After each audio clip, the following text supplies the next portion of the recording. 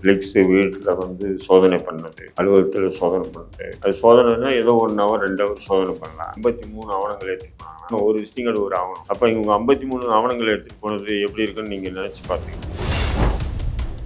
இவங்க எதையும் தேடி போகிற மாதிரி இருக்குல்ல. இவங்க பேசுகிறாங்க இல்லையா? ஆமாம். இவங்க யார் பேக்கப்பில் பேசுகிறாங்க? ஆஃபீஸில் இருந்த பழைய 2-3 கேமரா வந்து வேலை செய்யாத கேமராவும், அந்த கேமரா பையில தூக்கி போட்டு போகிறாங்கன்னா இது வெறியின் உச்சமா இல்லையா? நாளைக்கு ஆட்சிகள் மாறும்போது கருத்து சுதந்திரம், மண்ணாங்கட்டி, மயிருன்னு எவனாவது வரணும், செருப்பு வீட்டு நடிக்கும். பிக்ஸ் ஊடகத்தை மூடணுங்கிறதுல அவங்களுக்கு என்ன ஒரு ஆர்வம்? திமுகவினுடைய மக்கள் விரும்ப செயல்பாடுகள் பொதுத்தளத்தை பேசிட்டு வரக்கூடிய ஊடகங்களில் ஒன்று ரெட்பிக்ஸ் தான். சவுக்கு சங்கர் வந்து வாகனத்தில் அழைச்சிட்டு வரும்போது அவரை சுற்றி பெண் காவல் அதிகாரிகள் இருக்காங்க, அவர் மட்டும்தான் இருக்காரு. இதெல்லாம் யதார்த்தமாக நடக்கிறத திட்டம் போட்டு நடத்துறாங்க. வண்டியில் வச்சு என்னை அடிச்சு மன்னிப்பு கேளு அப்படின்னு சொல்லிட்டு வீடியோ எடுத்திருக்காங்க. இல்லை ஒன்றும் உங்களுக்கு வெறிய அடங்கலை, நீங்கள் எல்லா ட்ரெஸ்ஸையும் கழட்டி போட்டு நிர்வாணமாக கூப்பிட்டுவாங்க. ஏன்னா திமுக ஐடிவிங்கும் திமுக ஆதரவு ஊடகங்களும் நிர்வாணமாக அழைத்து வரப்பட்டார்.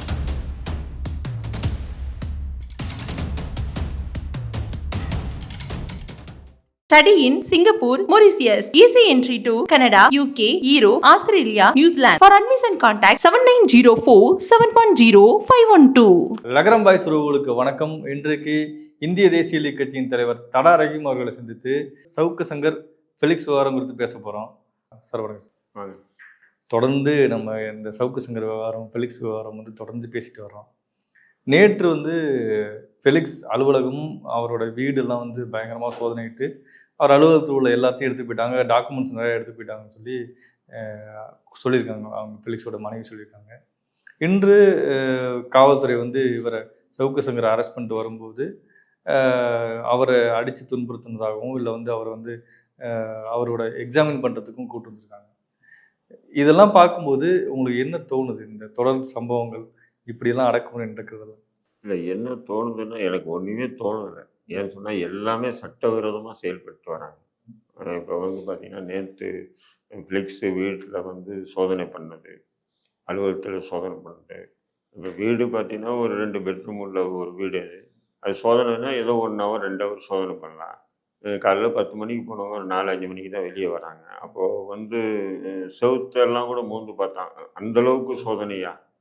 செவுத்தெல்லாம் தட்டி பார்த்துருக்காங்க. செவுத்தெல்லாம் தட்டி வாடகை வீடு தான். அந்த அளவுக்கு சோதனை பண்ணிட்டு 59 ஆவணங்கள் எடுத்துகிட்டு போகிறேன்னு சொல்லி ஃபஸ்ட்டு எழுதுனாங்கன்னா, அதுக்கப்புறம் யார்கிட்டயும் பேசிட்டு அதில் 6 ஆவணங்கள் திருப்பி கொடுத்துட்டு 53 ஆவணங்கள் எடுத்துகிட்டு போனாங்கன்னா, நானும் ஏதோ அவங்க மனைவி சொல்லிட்டு இருக்கும்போது அப்படியே கேட்டேன், 6 ஆவணங்கள் கொடுத்துருக்காங்கன்னா என்ன ஆவணம் கொடுத்தேன்னு சொன்னால் 6 விசிட்டிங் கார்டு. இப்போ நீங்கள் நான் எங்கன்னா வழியில் பார்த்தா இருந்தாங்க, இது அட்ரஸ் கொடுக்குறல, அதெல்லாம் என்ன பண்ணுவோம், எடுத்து போய் ஒன்று வீட்டில் ஆஃபீஸில் போட்டுருவோம்.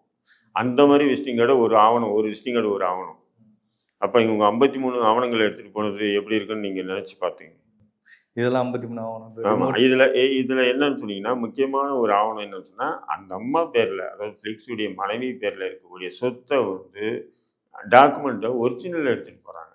இதெல்லாம் வந்து என்ன பெரிய பெரிய கொலை கேஸில் கூட இப்படி நடந்துக்கிட்டது இல்லை. கொலை கேஸில் கூட இப்படி இல்லை சார். நம்ம சோதனை நடத்தினா சந்தேகத்துக்குரிய ஆவணங்கள், இதில் வந்து நமக்கு ப்ரூஃப் பண்ண முடியாத ஆவணங்கள் தானே கைப்பற்ற முடியும். அதான் சொல்கிறேன்.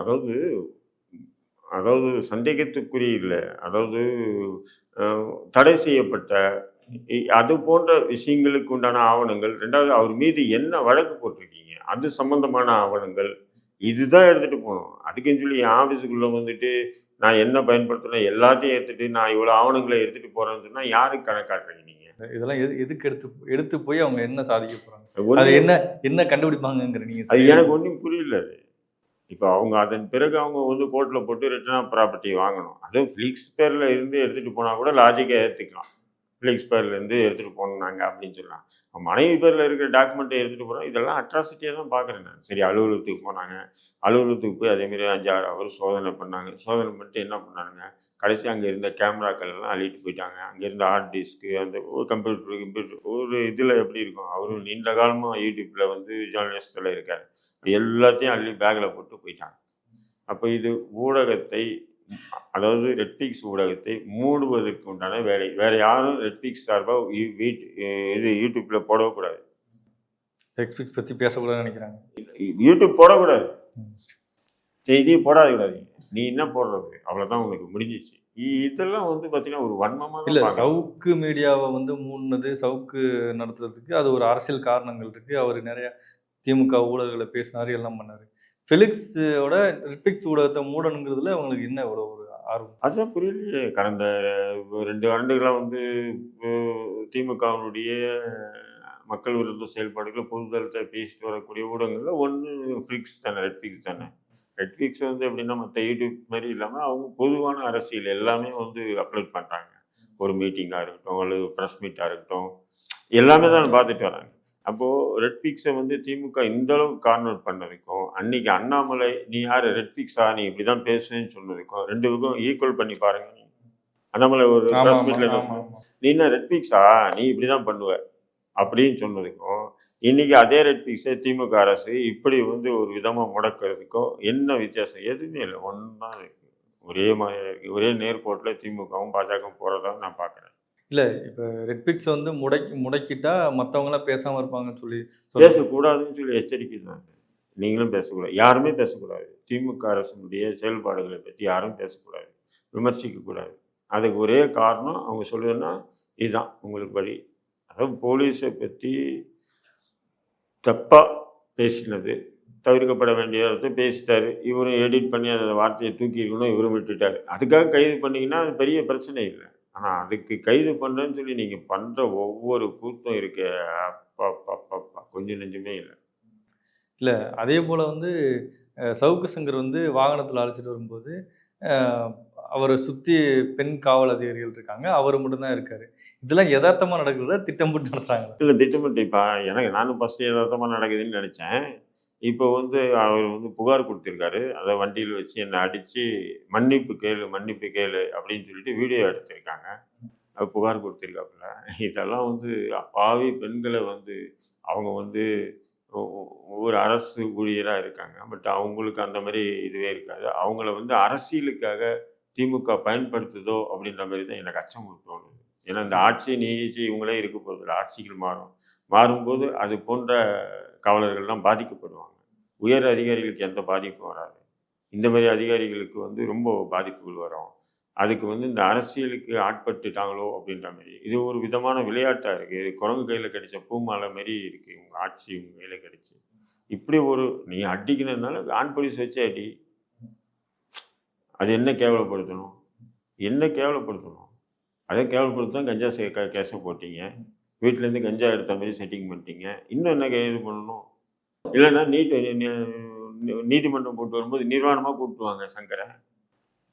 திமுக ஐடிவிங்கும் திமுக ஆதரவு ஊடகங்களும் நிர்வாணமாக அழைத்து வரப்பட்டார்னு சொல்லுவாங்க. சொல்கிறேன் நான். அப்படி கொண்டு வாங்க. இன்னும் கேவலப்படுத்தணும். உங்களுக்கு வெறி அடங்கலை. இல்லை அதாங்க இன்னும் அவங்களோட இல்லை இன்னும் உங்களுக்கு வெறி அடங்கலை. நீங்கள் எல்லா ட்ரெஸ்ஸையும் கழட்டி போட்டு நிர்வாணமாக கூப்பிட்டுவாங்க. ஏன்னா உங்ககிட்ட ஆட்சி இருக்குது, அதிகாரம் இருக்குது, போலீஸ் எல்லாம் உங்ககிட்ட இருக்குது. கூட்டுவாங்க, நிர்வாணமாக கூட்டுவாங்க, வரட்டும்.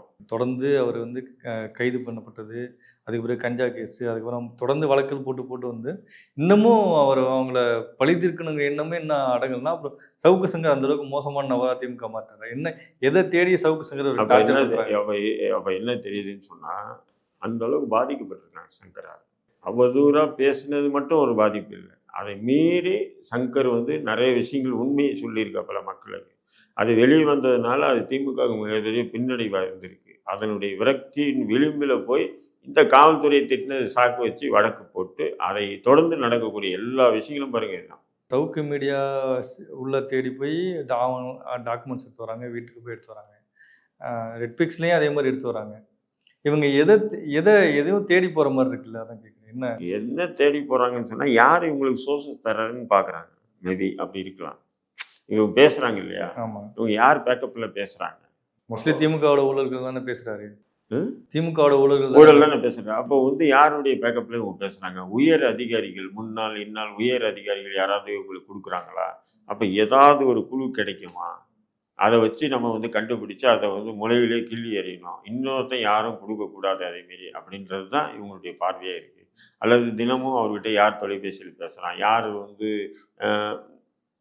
நிறைய பேர் வந்து அந்த ஆவணங்களை கொடுத்த ஆதரவு இதெல்லாம் இருக்கு இல்லையா, அதெல்லாம் கண்டுபிடிக்கணுன்றது தான் இவங்களுடைய நடவடிக்கையாக இருக்குது. ஃப்ளிக்ஸுடைய வீடு, ஃப்ளிக்ஸுடைய ஆஃபீஸு, சங்கருடைய வீடு, சங்கருடைய ஆஃபீஸு, ஒட்டுமொத்தமாக இப்போ 3 கண்டிஷன் கொண்டு வந்துட்டாங்க. அதை வந்து ஏற்கனவே சீல் வச்சுட்டாங்க. இது சீல் வைக்கல, ஆனால் உள்ள ஒரு பொருளும் இல்லை. இப்போ அந்த லேபர் வந்து உட்காந்துட்டு ரெட்பிக்ஸில் வேலை செய்வாங்க, எந்த கேமராவில் ஷூட் பண்ணி எந்த வீடியோ வெளியிடுவாங்க, வெளியிடக்கூடாது. வெளியிடக்கூடாதுன்னு தான் நினைக்கிறேன். அதுக்காக தானே கேமராவெலாம் எடுத்துகிட்டு போனீங்க. சரி, அந்த எந்த கேமராவில் எடுத்தீங்க, இந்த கேமராவில் தான் எடுத்தோம், அந்த கேமரா நாங்கள் ஒன்று எடுத்துகிட்டு போகிறோம், அதாச்சும் லாஜிக்காக ஏற்றுக்கலாம். ஆஃபீஸில் இருந்த பழைய அதாவது 2-3 கேமரா வந்து வேலை செய்யாத கேமராவாம், அந்த கேமராவும் பையில தூக்கி போட்டு போகிறாங்கன்னா இது வெறியின் உச்சமாக இல்லையா? இதை மற்ற ஊடகவியலாளர்களும் ஊடகங்களும் பார்த்துட்டு சந்தோஷமாக வந்து இருக்காங்கன்னு சொன்னால், நாளைக்கு ஆட்சிகள் மாறும்போது அவங்களுக்கு இந்த நிலை வந்ததுன்னா அப்போ மட்டும் கருத்து சுதந்திரம், மண்ணாங்கட்டி, மயிருன்னு எவனாவது வரட்டும், செருப்பு வீட்டு நடிக்கணும். இல்லை, இவங்க யாருமே இப்போ நீங்கள் சொல்கிறீங்கல்ல, முற்போக்கு ஊடகவியலாளர்கள், முற்போக்குவாதிகள், நடுநிலையாக இருக்கவங்க கூட யாருமே இதை பற்றி எதுவும் பேச மாட்டேங்கிறாங்களே.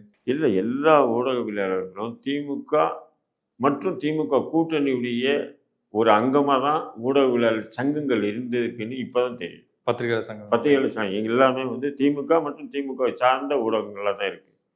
ஆனால் அவங்களுக்கு ஒரு பாதிப்புன்னு மட்டும் ஊடக சங்கங்கள் எல்லாமே குரல் கொடுப்பாங்க, மக்களை குரல் கொடுக்க வைப்பாங்க, எல்லாரையும் குரல் கொடுப்பாங்க. ஆனால் அதே ஊடக சுதந்திரத்துக்கு எதிராக செயல்படுகிற திமுக செய்யுதுன்னா பொத்தி மூட்டு இருப்பாங்க. பொத்தி மூட்டு இருக்கிறது மட்டும் இல்லை, அவங்க செஞ்சது நியாயப்படுத்தி பேசுவாங்க. இன்னைக்கு கூட சோசியல் மீடியாவில் பாருங்கள், ஃபுல்லாக நியாயப்படுது. சவுக்கு அங்கே வீடு வாங்கினார், அங்கே யார் வீடையே காட்டுறாங்க. பங்களா மாரியும் பெரிய மாளிகையும் 100 கோடின்றான், 200 கோடின்றான், 500 கோடின்றான். கள்ள காதலிக்கே 2 கோடி 3 கோடியில் ஃப்ளாட்டுன்றான். என்னடா இதெல்லாம்? இல்லை, இப்போ சவுக்கு சங்கர் இந்த இத்தனை பண பரிமாற்றம், சவுக்கு சங்கர் மேலே குற்றச்சாட்டுலாம் வருதுல்ல, இதில் வந்து தடாரையும் அவர்களுக்கும் உடந்து இருக்குன்னு பேசிக்கிறாங்கல்ல. எங்கள்கிட்ட வந்தாங்கன்னா 5000 ரூபாய் வாடகை வீட்டில் இருக்கேன் நான். ஒரே ரூமில் ஒரு 5000 ரூபாய் வாடகை வீட்டில் வந்தால் பார்த்துட்டு போவாங்க, அவ்வளோதான். இல்லை, உங்களுக்கும் இதில் வந்து இப்போ இவர் சவுக்கு கைது பண்ணதுக்கு பிறகு, ஃபெலிக்ஸ் கைது பண்ணதுக்கு பிறகு தடாரையும் தான் இது குறித்து தொடர்ந்து பேசிட்டு வர்றாரு. அதனால நான் சொல்லிட்டேன்னுமா, நான் சொல்லிட்டேன் பிரபா, உங்கள்கிட்டயே சொல்றேன். இது போன்ற அரச பயங்கரவாதத்துக்கு ஆளானவன் நான் அந்த நிலையில இருந்துட்டு நான் இன்னைக்கு அதை ஆதரிச்சு பேசிட்டு இருக்கேன். இந்த அரசை எதிர்த்து பேசிட்டு வரேன். நான் அந்த நிலையிலேருந்து அன்னைக்கு நான் வந்து 1999 நான் அந்த அரச பயங்கரவாதத்துக்கு ஆளாகும் போது எங்களை பற்றி பேசுவதுக்கு ஒரு நாதி ஒருத்தன் இல்லை. இருந்த அந்த நேரத்தில் 2 முஸ்லீம் அமைப்பு, ஒன்று வலது முஸ்லீம் லீக்கும், இன்னொன்று தமுகவும் திமுகவினுடைய காலடியில் உட்காந்துட்டு இருக்கும்போது தான் அப்படி ஒரு அட்ராசிட்டி எங்களுக்கு எதிராக நடந்தது. அதனால பேசுறீங்க. அதனால நான் இன்னைக்கு சவுக்கு சங்கருக்கு ஆதரவா பேசுறேன். அவங்க பண்ண தவறு, அவங்க பண்ண அந்த டீல்லாம் இருக்கு, இது எல்லாமே உங்களையும் பாதிக்குது இல்லை? நானும் சொல்றேன், அவங்க டீல் அடிச்சாங்களா, டோல் அடிச்சாங்களா நமக்கு தெரியாது. புரியுதுங்களா? அவங்க சம்பாதிச்சாங்களா, சம்பாதிக்கலையா, அது நமக்கு தெரியாது. சரி, அவங்க சம்பாதிச்சாங்கன்னு சொன்னால் நீங்கள் என்ன பண்ணுங்க, அவங்க வந்து வருமானத்துக்கு அதிகமாக சொத்து சேர்த்துதா, நீங்கள் வந்து வருமான வரித்துறையை விட்டு வழக்கு தொடுங்க. புரியுதுங்களா உங்களுக்கு? அதானங்க முறை. வருமானத்துக்கு ஒன்றும் இல்லைங்க. இப்போ ஒரு 5 லட்ச ரூபாய் நீங்கள் பேங்க்கில் போடணுன்னா எத்தனை கேள்வி கேட்குறாங்க. அந்த 5 ஏன் இப்போ இருக்கிற சுச்சுவேஷனு, திடீர்னு 5 லட்ச ரூபா போடுறோன்னா எந்த காசு என்ன காசுன்னு கேட்குறான். அப்போ திடீர்னு ஒருத்தன் 2 கோடிக்கு ஃப்ளாட் வாங்குறான், 4 கோடிக்கு இது வாங்குறான், 5 கார் வாங்குறான் அப்படின்னு நீங்கள் சொல்லிக்கிறீங்க. அது உண்மையாக இருக்குன்னா அப்போது அதுக்கு உண்டான முறையான விசாரணை வச்சு அதை சேஸ் பண்ணுங்க நீங்கன்றேன். அது வேணாம்னு சொல்லி நான் முறையான இது பண்ணால் கரெக்டாக இருக்கும். அது கரெக்டாக இருக்கும். அதை விட்டுட்டு பொதுதளத்தில் அடிச்சு விடுறது, ஒரு வீடியோ போடுறது, இதுதான் சங்கருடைய அந்தரங்க மாளிகை அப்படின்றான் ஒருத்தன். அவர் என்ன சொல்லிக்கிறார், மூத்த ஊடகவியலாளர்னு தனியே சொல்லிக்கிறார் ஒருத்தர். இன்னொருத்தர் ஒரு இது போடுறான், இன்னொருத்தர் ஒரு இது போடுறான், இன்னொருத்தர் இந்த எவன் பில்டிங்கே தெரியல போட்டோ எடுத்து போடுறது, இந்த இதில் இத்தனாவது மாளிகை, இத்தனாவது மெதில் இவர் தான் ஃபுல்லாக. ஏன் காசா பணமாக அடிச்சு விடு. நான் சொல்கிறேன், அவ்வளோ பெரிய பணம் சம்பாதிச்சு சங்கர் இருந்திருந்தால் இந்த மாதிரி ஒரு கான்ட்ரவர்சியான விஷயத்துக்கே இறங்கியிருக்க மாட்டான். நல்லா புரிஞ்சுப்பாரு. பேசவே மாட்டாருங்க. யாருங்க பேசுவா?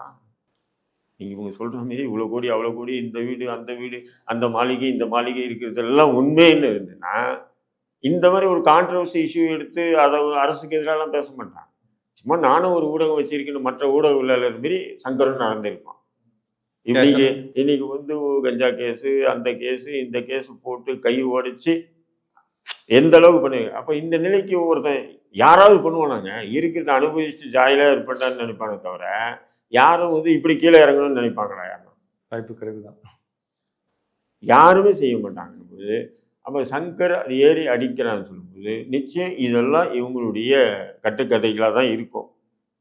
அது நமக்கு தெரியாது, இறைவனுக்கு தான் தெரியும். எவ்வளோ நேரம் உங்கள் நேரத்தை எங்களுக்காக சில டைம் மிக்க நன்றி. நன்றி. வாழ்த்து.